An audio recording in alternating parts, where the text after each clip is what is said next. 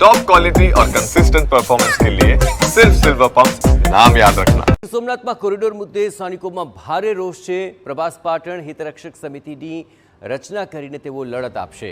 જે આ પ્રથમ જ્યોતિર્લિંગ સોમનાથમાં કોરિડોર બનવા જઈ રહ્યો છે ને તે માટે જમીન સંપાદનમાં વિવાદનો મામલો સ્થાનિકો દ્વારા હવે ઉગ્ર બનાવાઈ રહ્યો છે। તંત્ર દ્વારા અસરગ્રસ્તોને જંત્રીના 4 ગણા અને બાંધકામના 2 ગણા વળતરની જાહેરાત કરવામાં આવી, પરંતુ સ્થાનિકોની રજૂઆત છે કે આ ભાવમાં તેમણે બીજે ક્યાંય મકાન કે જમીન નહીં મળી શકે। ત્યારે આ મુદ્દે સરકાર સામે લડત આપવા લગભગ 387 અસરગ્રસ્તો દ્વારા પ્રભાસ પાટણ હિતરક્ષક સમિતિની રચના કરવામાં આવી છે। આવનાર સમયમાં વધુ ભાવ આપવા અને વૈકલ્પિક વ્યવસ્થા આપવા માટે માંગ કરવામાં આવશે। પ્રભાસ પાટણમાં ગજ પ્રમાણે ભાવ આલે છે।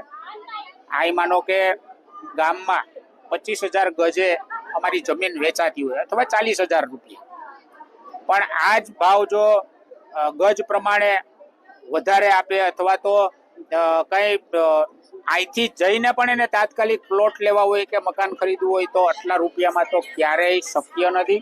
એટલે લોકો છે એ નારાજ છે, રોષ વ્યક્ત કરે છે પોતાનો, અને આ ભાવમાં દેવાની સખત વિરોધ કરે છે। તંત્રને અમે એ પણ પૂછ્યું કે ભાઈ તમે એમની વિકલ્પ જગ્યા શું કરી છે? આજે માની લો એ તમારી સાથે એડજસ્ટમેન્ટ કરે તો એ લોકો કાલે ક્યાં જશે? તો એવું એમને જે જવાબ મળ્યો હતો પણ એ અમને સંતોષ ન લાગ્યો।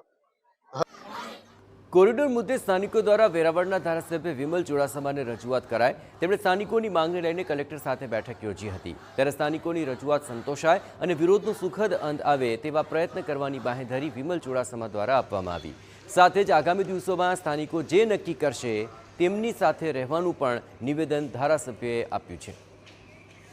એ માગણીઓ લોકો દ્વારા મને કહેવામાં આવી છે, એ મૂકવામાં આવી અને મૂકવામાં આવી ત્યારે કલેક્ટર દ્વારા મને પોઝિટિવ જવાબ દેવામાં આવ્યો અને એ આધાર ઉપર જે મારે એમની સાથે વાત થઈ છે એ લોકોની વચ્ચે વાત કરવા માટે આવ્યો છે। છતાંય લોકોએ જે નક્કી કરે, અહીંના વિસ્તારના લોકો નક્કી કરે, કારણ કે પ્રોપર્ટી એમની છે, જગ્યા એમની છે, એમનો હક અને અધિકાર છે અને વર્ષોથી એ લોકો રહી છે અને એ લોકો જે નક્કી કરે એ મારે હંમેશા જિમ્મેદારી મારી પ્રજા તરફ રહેશે।